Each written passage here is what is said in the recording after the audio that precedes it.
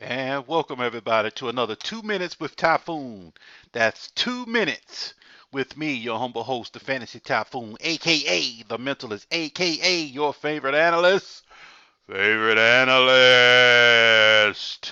Oh, it's back. Football is back. They're putting on pads, man. They're hitting. You hear that sound. You hear it. You hear them thumps.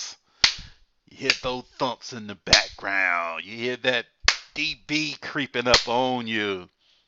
Ah, man, you gotta love this time of year, but don't get caught up. Don't get caught up. Don't get caught up on the hype. And that's what I'm here to do today, to try to give you recommendations on how to navigate and filter through all these blurbs and all these fantastic routes that are being run, and all these guys wide open in shorts and t-shirts, and now the pads are going on. Now it's getting real. But let me just get into it right quick. DJ Moore. Let's just take a look at him right quick, and I'll just show you how to navigate these things.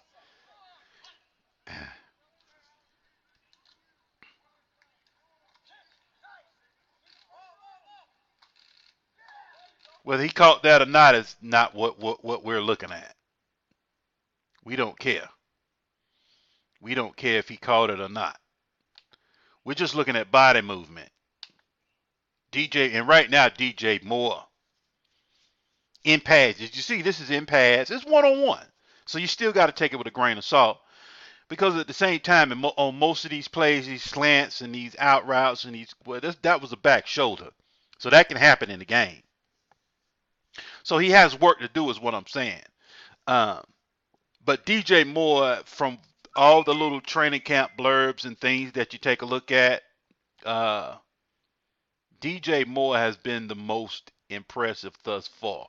All right, let's go to Mike Gesicki right quick. I'm just going over a couple of highlights and then just tell you how to highlight. This was sick. This is sick right here. But as you can see, it's in pass. It's one-on-one. They got a little physical at the line. They didn't just have a free release like DJ Moore. Usually these guys are getting free releases, folks. That's not happening in the game in most cases.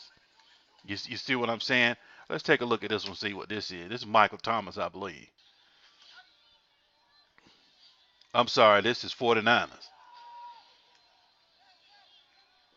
See, that's one-on-one in pass. There's going to be help over the top. That's not happening in the game. That's just watching him run. Let's just take a look at him run. All right, here's Michael Thomas. Coming off the line, just a little bit of jam, push. But we already know what he can do. This is not like a video on Michael Thomas. We already know he's capable of being top dog. We already know he has the skill set for that. But all this video is fouling this stuff away in the right basket. You know, because a lot of times, you know, uh, you just want to foul it away in the right basket. You don't want to foul it away as woo, something superstar, super, fantastic. This one on one, that'll be a safety over the top. This is one on one stuff. Okay, all right, now let me go ahead and get into how this works. How we do it here at Fantasy Football 101. First, you have your OTA. First, you have your rookie minute camp first. This is short. Guys are coming in, getting acclimated to the NFL, getting acclimated to the playbook, you know, taking the refresher courses. Okay, this is the NFL, get the butterflies out, you know, new preparation is coming, new weight training is coming, new meal plans are coming, new coaches are coming, new city is coming in most cases. You see what I'm saying? It's just let's just sit you down and get the newness off you. Let's pull the price tag off, basically. We hadn't worn it yet. Let's just pull, basically, rookie minicamp is just pulling the price tag off. Okay, we purchased you. We got you home in the bag. Pop the tags. Now, we'll wear it. Preseason is when you start to wear it in the mirror. But we'll get to that. Then you get uh, OTAs. That's pretty much, it's physical. It's more getting these guys, athletes' body in shape for camp. There's nothing really to see here. No jobs are won and lost in OTAs. You know, guys are really just showing up. Veterans show up. These guys are showing up just to stretch, get in shape, just to get their mind focused for the grueling upcoming season. You know, check in, how you look, let's weigh you. All right, here's what we need to do because you know you get that little lull, and that then comes the lull. You know, the breakaway. They break for about another month, and then they come back for camp, which is starting now, which is what you're seeing now. We're starting Ravens and uh, the Ravens and the Bears play the Hall of Fame game. I think Thursday. This Thursday. It's Tuesday now. So Wednesday, Thursday, folks, we got football. We got football. Folks, we got football coming Thursday for until February. Every Sunday, we got football. It's coming. Whew, boy, I've been waiting for this. You know, working 2 jobs, so I really can't push those videos out like I want to. But then you get that lull during training camp. I mean, right before training camp, that's when you're sitting back with your fingers crossed, hoping no news. I don't want to hear nothing about none of my players, nothing, because it's bad news. You don't want to hear any jail. You don't want to hear any groping. You don't want to hear any domestic violence. You don't want to hear any gun, weed, suspensions, Adderall, PEDs, nothing. Let my player, let me have not one single blurb during the lull. That's what you go through. We just went through that. Josh Gordon, I don't know what happened there. Uh, I don't know. Maybe he's ducking. Maybe he's ducking the video. Maybe he doesn't want to be part of the video. I don't know. I don't know what's happening there. Our own Josh looks like it's proactive as long as it's proactive and he understands that his problem and he understands that he's getting out in front of it. Fine, I'm cool with it. It's let's worry about Josh as the man first, and then let his talent is undeniable. He's in perfect shape. He showed up at OTAs. You know what I'm saying? So he came in and ran around a little bit. So physically, he's there. We just need to get him there mentally, as far as Josh Gordon is concerned. But all right, then you get the first week of training camp. Still, it's one-on-ones, and you get your. This is when the blurbs start. You know, you get your beat writers out there all excited. You hear about, oh, what a one-hand catch. Oh, you're looking at your timeline. Oh, such and such is going off. But then you do your research, and like I do, I sit back and listen to the coaches. Come to find out, they were just in shorts on air. Now, you want to hear your player doing good, especially your rookies that you just drafted and your high hopes for. Now, let's just back up for a minute. Let me just back up. You have high hopes for all your rookies, and they're on your team, so you already are reading into it a little bit more than what's there, because you want more than what's there. You want all the players that you pick to be studs. So let's just go ahead and call it what it is. This is now I'm coming out all out of NFL. I'm coming straight into fantasy now. Us as fantasy guys, we want our guys to succeed more than the other guys. So if you're looking at a blurb of another player going off, that's all right. That's not as good as my player going off. You know, you might get your player drop 3 in camp today, and then you're looking at another guy that you didn't draft. He's having a phenomenal day.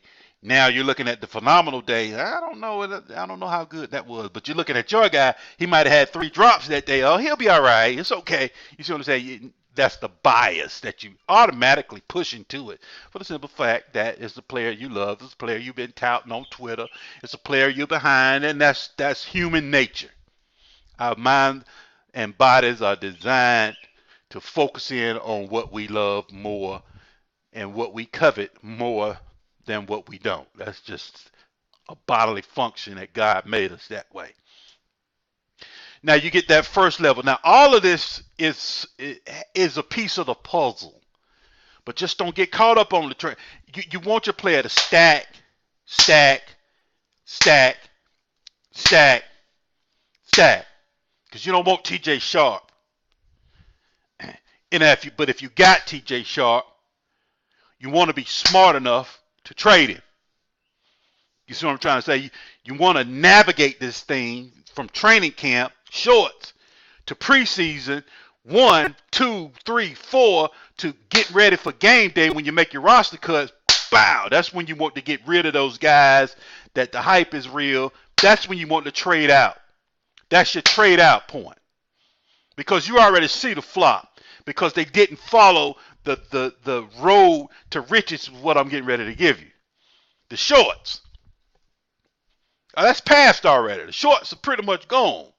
Now they're in shells and pads. But in shorts, you got the blurbs coming out. Now, if your player got a couple of good blurbs in shorts, well, he's getting ready to overtake anybody because nobody's overtaking nobody in shorts. No player is losing his job from another rookie or UDFA or new free agent signing from shorts. Let me just put that out there. No starter is losing his job from a player in shorts. No jobs are lost in shorts. And here's another thing. Due to the new CBA, the roster is already set. So in other words, the 53 they already have in mind who the 53 already is. GMs, coaches already have in mind who the starters are. They're already penciled in. So all of this pretty much is scripted and kind of like a reality show that's not really reality. A lot of this stuff is not battles like the media is putting it out there. Oh, this is a battle. No, it's not. It's already set. Now, all right, let's say Devontae Booker and Royce Freeman for instance. Royce Freeman owners want him to overtake it so bad that they're pushing him farther than he's ready to go. Vance Joseph has already told you numerous times that there is a committee. There's a committee there. But everybody wants to say Freeman is the number one bat. He's already told you back in coaches meeting or whatever, the coaches meeting, the NFL league meeting. I think it was in Florida. Oh, somewhere. The breakfast, they already told you. He's already informed you. It's going to be a committee. Now, they already have Devontae Booker pushed in and penciled in as a starter. So now, Royce Freeman is not taking his job in short, is what I'm trying to get you to see. Now they put on shells I think for today it was shells. No, it was yesterday it was shells. Today was padded practice. Now you sit back, and when pads go on, okay, now you're vying for playing time. So in other words, what I'm trying to get you to see, your player comes out, does good in shorts, foul it like 2%, because you want to hear good news. Even though, let's say if your player comes out in shorts, first day of camp, vets are there, everything, he's in shorts against Aaron, he's dropping everything. He can still overcome it. So whether it's good news or bad news during the first phase of camp, it's okay. Then you get the second phase when they ramp it up a little bit. Still not been hit yet. Nobody's been hit yet. Then they ramp it up to shells. A little bit more of the playbook is in. Now your player's starting to see the blurbs. Your player running with the ones. Okay, good. You like that. You want to hear your player running with the ones. Absolutely. You want to see him getting reps. And what they're doing when your player's running with the ones, they're gaining film. Then the whole staff will go back, The running backs coach will look at his players. Quarterback coach look at his quarterbacks with the ones, and wide receiver coach will look at his wide receivers with the ones, and linebackers and all skill position coaches will look at that player with the ones. Then they have that meeting in the morning. Everybody sit back. Well, what you think about your boy? What you think about your rookie Freeman? I don't know. It looks like he's something there. Now mind you, Booker's already penciled in the start. This is just a discussion. You think he might be able to handle a little something if Booker goes down? So what they're doing, they're planning, because the first objective is to come to week 1 healthy as possible. So like, let's say if Booker gets a ding, they might sit him out. They might sit him out a little bit longer than usual. Now that gives Freeman time to flourish in pads and preseason. If he does, okay, he can make a serious case for himself, like Kareem Hunt. Kareem Hunt just got lucky. First day of practice, when they in shorts, training camp, Spencer Ware goes down. Kareem Hunt was the next guy there. Came in, took over. Now he's not looking back. That was luck. So let's just go ahead and call that what it was. That was just pure luck. He got lucky. Kareem Hunt owners, you got lucky. Kareem Hunt wouldn't be a big name as he was today if Spencer Ware was there. Let's just call it what it is. Now, would he would have got playing time? Absolutely. Could he have overtaken it by week 9? Absolutely. But you wouldn't have this Kareem Hunt you have now. Kareem Hunt came in, did so good in the past in all 3 phases. The running game, inside-outside stretch, power. He did so good in catching. He did so good in pass protection. Hey, he's a household name now. You drafted him in the first round now. Wouldn't have happened without that injury. So, one person's misery is another person's joy. All right, let me go ahead and wrap this up. So then you get to your shells. So in other words, you want your player to go through the phases. You want them to go through the OTAs with good camp, good blurbs. You want them to go through the routes on air and shorts in training camp. Day 1 through like 4 or 5 or something with good report. Then you want them in shells, good report. Then when the pads go on, you want a good report. Then when they start hitting, you want a good report, something positive. Then when they go to preseason 1, you want good positive, even though he might not start. You still want to see good report. Then he goes preseason 2. Now the starter's pretty much playing a little bit more. He might run with the ones a little bit more. You're looking for that. Okay, here's a little bit more.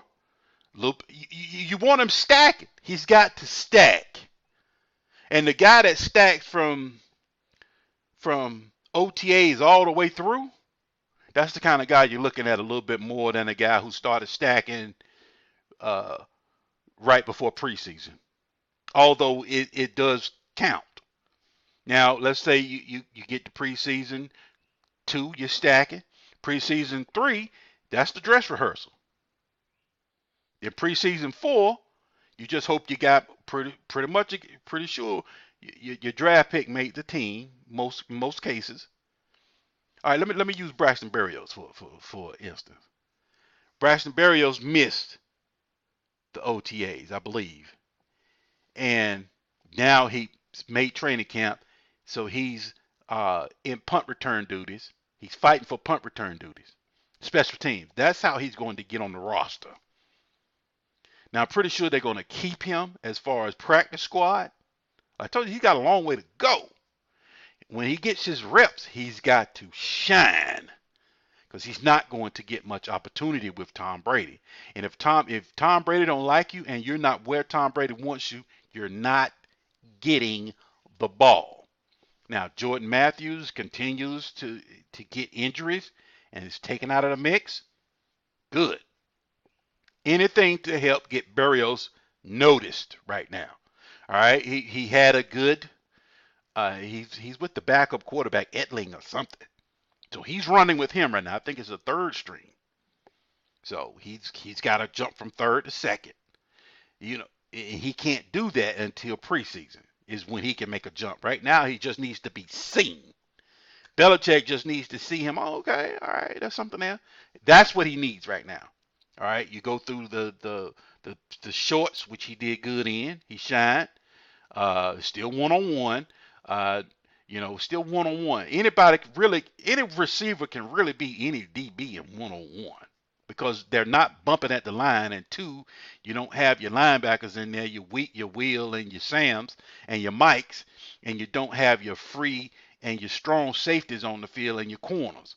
So basically, uh, some of those, let's say he does win, he could get smacked by the wheel when the Mike is letting him go, making a transfer. It's a zone play.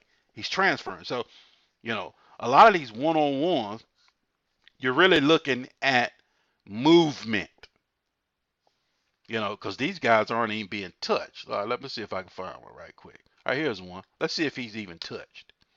If he's not touched, look at that. He didn't really put hands on him. Not like in a real game. Let's look at this.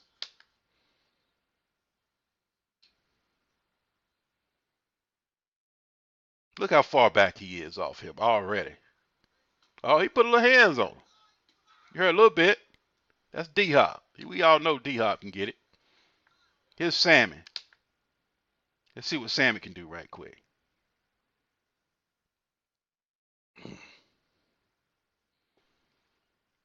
You're just looking at movement right now. You're not looking. You don't care whether he caught it or not. It's not really that big. You're just looking at his movement. How is he moving? And like I was saying right now, the best guy is DJ Moore. Is moving well. That was an underthrown ball. That wasn't him. DJ Moore is moving. Like I said, I'm not a scout, and when I look at these guys, I study Antonio Brown and Odell Beckham for the smaller guys. I want to see that type of movement. I want to see that type of movement, first of all. You see a little bit of Antonio. You see that little smaller guy movement. And then you study Calvin Johnson. You go back to his tape. And you study Julio Jones. You study Josh Gordon. And you study D-Hop as far as your taller players. And I see a little bit of that in there. The guy moves good is what I'm saying. All right, let's take a look at here. Like you hear Anthony Miller's tearing everything up. Anthony Miller hasn't done it. Let's wait. Anthony Miller. If you love Anthony Miller, I know he's got a lot of good blurbs. Let's wait till Thursday. Thursday's going to tell us. Adam Shaheen's catching everything, looking like baby Gronk. Now he's doing that in double coverage in pads. A little bit different. That's Pettis. That it's good. It's good movement, absolutely. Put his foot in the ground when he got the ball before it went out of bounds. Good movement. Does that move him up on the depth chart? No.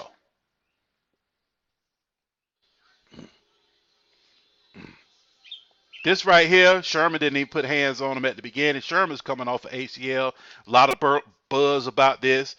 People made a lot more out of it than what it really is. I don't even think they had pads on. Did they have pads on? Let's take a look. Yeah, they got pads on. You got a world-class sprinter against a guy coming off of Achilles. That'll be fixed. Once Sherman's able to put hands on him at the line, that'll be fixed. That guy right there is already a monster, so we already know what that is. I'm wasting time. Let's see what's up here. I don't know who this is. Doxson. This is Josh Doxson on Josh Norman. Nothing to really go crazy over. It was a good move. Nothing that really pushes him up the depth chart. But it's good to see. He stacks that. Doxson comes in, stacks that. Like Corey Coleman has been having a good camp, finally. Do I like Corey Coleman? No. This is the year Corey Coleman light goes off, though, because as you can see, the offensive coordinator is yelling and fussing at him and getting in his face. And I wanted to see, was he going to whine and wimp up, or was he going to respond? What he did, he had one of his worst days in camp. Offensive coordinator all in his face, uh, embarrassing him in front of the fans, in front of the teams. How did he take it? Went back. All right, I'm coming to get it. Came out the next day, had one of his best camps he's ever had. This is the beginning of Corey Coleman. You see what I'm saying? You use it to spot things like that. This is the beginning of Corey. Corey is a rookie now. He just started playing football. You see what I'm trying to say? This is how you navigate through camp. This is how you take camp blurbs and you put it through the divisional. You got to put it through the divisionals. And then by this time, now Corey has to stack it. So now what I'm looking for, I really didn't, Corey wasn't even on my radar. Now I'm, okay, Corey might be a nice little buy low now. Just from blurbs. When you navigate it. Don't get too high or too low. Navigate it. Now, when Corey comes out preseason, we get a look at him, and he continues to stack good practice after good practice after good practice. Now he's going to have a bad practice. He's going to drop a ball. David Njoku is getting ragged on for drops. Whatever. You see what I'm trying to say? Some of this stuff you throw away. Some of this stuff you keep higher than others due to the player and the situation. But at the end of the day, they got to stack from OTAs to the first preseason to training camp to the first preseason to the field, then to game day. Because a lot of these guys clam up from training camp, preseason. They do outstanding, but then game day comes, then they lose themselves. Cody Latimer. You see what I'm saying? So you got all kind of levels from these guys, but the payoff time is spotting this and taking your diligent notes. And here's the secret. Adam Kaplan. Adam Kaplan is the secret sauce to all this. Listen to as much Adam Kaplan as you can, and then make your move right when it's in your dynasty league, right when his roster cuts. That's when you do a little wheeling and dealing right there, getting rid of some of those guys you already know that's not going to do as good as what everybody thinks that's a baller. Oh no, he's not. That's when you kind of move him. Go ahead and get rid of him. Push him on off the squad. Get your little haul for him. Take it. Maybe keep it until wait for the rookies next year. Or did you maybe invest into something else that's on the rise? So that's all this was, just trying to get you to navigate. OTAs, rookie mini camp, then to your OTAs, then to your training camp shorts, then to your training camp shells, then to your training camp pads, then to your training camp hitting, then to your preseason 1, preseason 2, preseason 3. Hopefully your guy's not playing in preseason 4. That's the one thing you want. You do not want your breakout player playing in preseason 4. If he's out there in preseason 4, you might want to trade him. After preseason 4, then you got your little lull. That's when you make your moves, and then you get ready for week 1.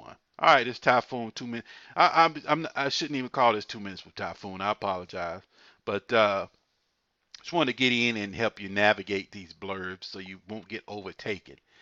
You know, Royce Freeman is a good player, but for him to do a Kareem Hunt, Devontae Booker is going to have to get hurt. Just that simple. Look out for Philip Lindsay. All right. 2 minutes with Typhoon. We go.